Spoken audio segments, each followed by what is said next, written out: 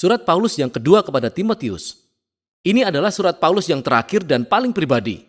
Dia menulisnya pada saat lainnya di penjara dan ditujukan kepada rekan kerja dan anak didik terkasih Paulus, Timotius. Nah, kita tidak tahu tepatnya sudah berapa lama waktu berlalu sejak dia menulis 1 Timotius. Tapi dapat kita lihat bahwa keadaan Paulus telah berubah menjadi semakin buruk. Dia dipenjara di Roma, kira-kira pada saat dia berada dalam tahanan rumah yang disebutkan dalam Kisah Para Rasul pasal 28. Atau mungkin juga saat dia sudah dilepaskan dari hukuman penjara, melakukan musim pelayanan lainnya dan dipenjarakan lagi di Troas. Kapanpun itu, Paulus mengatakan bahwa dia sedang di tengah pengadilan yang tidak berlangsung dengan baik. Dia cukup yakin bahwa dia tidak akan bertahan untuk yang satu ini. Sehingga dari situasi yang sangat buruk ini, Paulus memohon kepada Timotius yang sepertinya masih bertugas di Efesus. Dia meminta Timotius mendatangi dia di penjara, supaya Paulus dapat menyerahkan misi perintisan gereja yang sudah dia mulai kepada Timotius. Rancangan surat ini cukup sederhana. Terdapat 2 bagian besar di mana Paulus terlebih dahulu menantang Timotius. Pertama untuk menerima panggilannya sebagai pemimpin, dan kemudian sebelum mengunjungi Paulus, Timotius diminta untuk menghadapi guru-guru korup yang masih menyebabkan masalah di Efesus. Setelah ini, Paulus mengakhiri suratnya. Jadi Paulus memulai suratnya dengan mengucap syukur kepada Tuhan atas Timotius dan keluarganya, khususnya untuk neneknya, Lois, dan ibunya, Eunike. Mereka memenuhi Timotius muda dengan kisah perjanjian lama. Mereka menanamkan iman yang dalam kepada Yesus Kristus dalam dirinya. Oleh karena iman yang teguh itulah, Paulus memberikan tantangan pertamanya kepada Timotius. Dia memanggilnya untuk menolak godaan apapun untuk menjadi malu akan kabar baik tentang Yesus atau Paulus yang sedang menderita di penjara karena memberitakan kabar baik tersebut. Nah, alasan Paulus perlu menekankan hal ini adalah karena stigma negatif yang dia dapatkan karena seringnya dia di penjara. Hal ini membuat banyak rekan sekerja Paulus meragukan panggilannya sebagai rasul. Dia menyebutkan 2 orang, Figelus dan Hermogenes. Mereka meninggalkan Paulus karena mereka malu dikaitkan dengan Paulus yang pada saat itu merupakan tersangka kriminal. Jadi Paulus meminta Timotius menolak rasa takut dipermalukan dan datang menemui dia. Paulus tahu bahwa ini adalah permintaan yang membebani. Ini dapat membawa resiko bagi Timotius. Jadi dia mengingatkan Timotius bahwa kasih karunia Yesus adalah sumber kekuatan dan ini sangat penting. Kamu akan membutuhkannya karena mengikut Yesus tidaklah mudah. Mengikut Yesus membutuhkan segala sesuatu yang kamu miliki. Paulus menyamakan mengikut Yesus dengan menjadi seorang prajurit yang berusaha untuk menyenangkan komandannya. Atau seperti seorang olahragawan yang melatih tubuhnya untuk sebuah pertandingan. Atau seperti petani yang bekerja keras. Ketiga kiasan ini melibatkan seseorang yang berkomitmen terhadap sesuatu yang lebih besar dari dirinya sendiri dan rela berkorban dan bertahan menghadapi semua tantangan untuk mencapai tujuan yang lebih besar. Dan tentu saja, contoh tertinggi dari hal ini adalah Yesus sendiri. Oleh karena komitmennya kepada Bapa, dia rela disalibkan oleh tentara Romawi. Demikian halnya Paulus. Ia sendiri sedang menderita dalam penjara Romawi. Penderitaan dan pengorbanan melekat pada kehidupan orang Kristen. Inilah sebabnya kebangkitan Yesus adalah dasar dari pengharapan orang Kristen. Atau seperti yang Paulus tulis dalam puisi pendeknya yang sangat hebat, jika kita mati dengan dia, kita pun akan hidup dengan dia. Jika kita bertekun, kita pun akan ikut memerintah dengan dia. Jika kita menyangkal dia, dia pun akan menyangkal kita. Jika kita tidak setia, dia tetap setia, karena dia tidak dapat menyangkal dirinya. Kasih Allah bagi dunia ini telah membuka sebuah harapan baru melalui kematian dan kebangkitan Yesus. Jadi bagi mereka yang mau mengambil resiko percaya dan mengikut Yesus, Allah menjanjikan pembenaran dan kehidupan.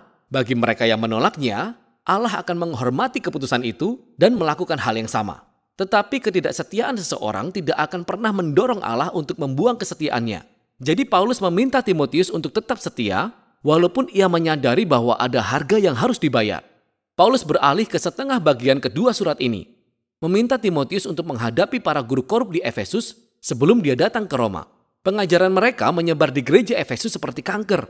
Mereka telah menargetkan dan memberi pengaruh buruk kepada sejumlah wanita berpengaruh di gereja, sepertinya mereka adalah para wanita kaya yang dibahas Paulus dalam surat pertamanya kepada Timotius. Dia tidak memberikan banyak detail tentang teologi buruk dari guru-guru tersebut. Timotius sudah tahu tentang hal itu. Namun Paulus memberikan satu petunjuk. Dia berkata mereka mengajarkan bahwa kebangkitan telah terjadi. Nah, kita tidak tahu apakah guru-guru tersebut mengikuti penolakan filosofis Yunani terhadap seluruh gagasan tentang kebangkitan jasmani. Dan mereka berpikir itu sungguh hanya tentang pengalaman rohani. Atau bisa juga bahwa mereka hanya sekedar membelokkan pengajaran Paulus tentang kebangkitan hidup yang dimulai sekarang melalui kuasa Roh Kudus. Apapun itu, masalahnya adalah mereka telah mengabaikan harapan masa depan yang pasti mengenai kebangkitan dan ciptaan baru. Dan mereka malahan telah memeluk kekristenan individualistis yang terlalu dirohanikan, yang terputus dari kehidupan sehari-hari. Jadi Paulus memanggil Timotius untuk membangkitkan para pemimpin yang setia, yang akan mengajarkan kabar baik yang sebenarnya tentang Yesus. Mereka harus menghindari argumen yang tidak ada gunanya, yang dihasilkan dari mendebat para guru. Sebaliknya, Timotius dan tim kepemimpinannya harus menjaga hal yang utama. Mereka harus fokus pada alur inti cerita dan pesan kitab suci, yang pada masa Paulus, ini terutama berarti perjanjian lama. Kitab suci ini, kata Paulus, dapat memberimu hikmat yang menuntun pada keselamatan melalui iman kepada Sang Mesias, Yesus. Dia mengatakan inti dari kitab suci adalah untuk menceritakan sebuah cerita terpadu yang mengarah pada Yesus, dan cerita itu memiliki hikmat untuk ditawarkan ke seluruh dunia. Paulus kemudian membahas tentang sifat dasar dan tujuan kitab suci. Dia berkata semua tulisan dihembuskan secara ilahi. Secara harfiah dipenuhi Roh Allah. Ini merujuk kepada peran Roh Kudus dalam menuntun para penulis Alkitab, sehingga yang mereka tulis adalah apa yang Allah ingin umatnya dengarkan. Dan Allah berbicara kepada umatnya dalam tulisan kitab suci oleh karena tujuan yang sangat praktis. Dia berkata itu bermanfaat untuk mengajar, menyatakan hal-hal yang tidak pernah saya ketahui sebelumnya. Itu berguna untuk menantang, memperhadapkan kepada saya hal yang saya yakini, tetapi saya sebenarnya tidak hidup selaras dengan hal itu.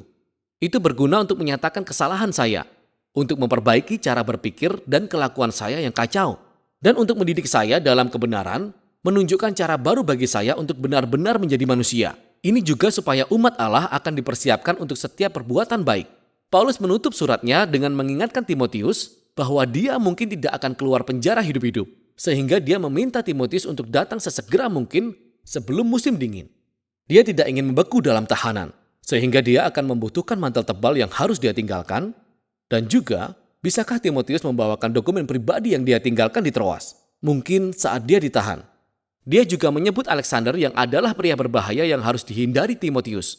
Mungkin dialah yang bertanggung jawab atas penahanan Paulus yang terakhir ini. Paulus menyimpulkan dengan menyebutkan bagaimana hampir semua orang telah meninggalkannya di penjara. Satu-satunya sumber penghiburannya adalah kehadiran pribadi Yesus yang ada bersamanya dan akan membebaskan dia, bahkan jika dia meninggal. Dan demikianlah surat ini berakhir. Surat 2 Timotius hadir sebagai pengingat bahwa hidup dan misi Paulus yang sangat berpengaruh ditandai oleh tantangan, penderitaan, dan pergumulan yang terus-menerus. Mengikut Yesus ada resiko dan pengorbanan. Itu berarti mengundang ketegangan dan ketidaknyamanan ke dalam hidup kita. Dan hal-hal ini bukanlah tanda ketidakhadiran Yesus, melainkan seperti yang didapati Paulus dalam generasi orang Kristen setelahnya, bahwa tepat dalam saat-saat yang gelap dan sulit itulah kasih dan kesetiaan Yesus dapat menjadi hal yang paling nyata. Dan itulah isi 2 Timotius, surat Paulus yang terakhir.